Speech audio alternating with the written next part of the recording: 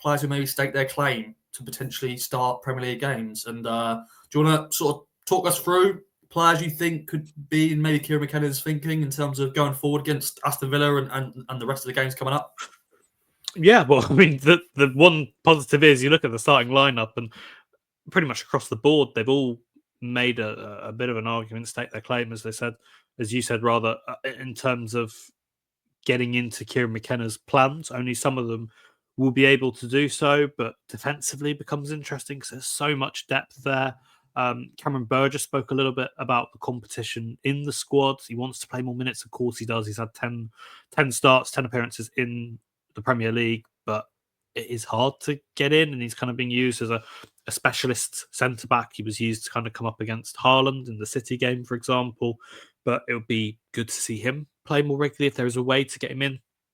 Of course, difficult with the way Jacob Greaves is playing ahead of him.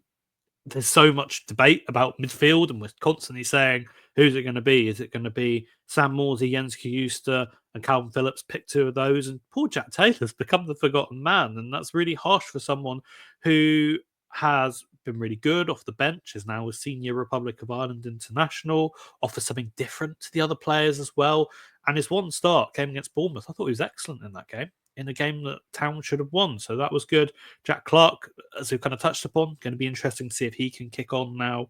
Can he carry that momentum onwards? Can he show that he is Premier League level? Because he's clearly above Championship level, but the one thing he won't want to be is one of those kind of players where he's too good for the Championship, maybe just can't quite figure out how to take on the Premier League. But he's now got 14 games to work his way into McKenna's plans. And to finish, George Hurst becomes interesting, doesn't it? Because 2 starts, 2 goals, and Kieran McKenna isn't afraid to put him in when he sees fit. And the Brentford game was the perfect opportunity to highlight that, where Liam Delap was benched. Delap was okay. I think it was a bit of an opportunity to rest him.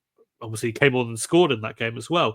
But George Hurst was trusted with a start because I think what we've seen in the Premier League and now from this game on Saturday is there's not like a huge chasm in terms of what Liam Delap offers and what George Hurst offers, because they're both really well rounded. They've both got strong individual attributes. They're both click in this team very nicely. Yeah, it feels like Delap is more of a goal scorer, but there are things that Hurst offers that might suit certain Premier League games more. So it's good to see.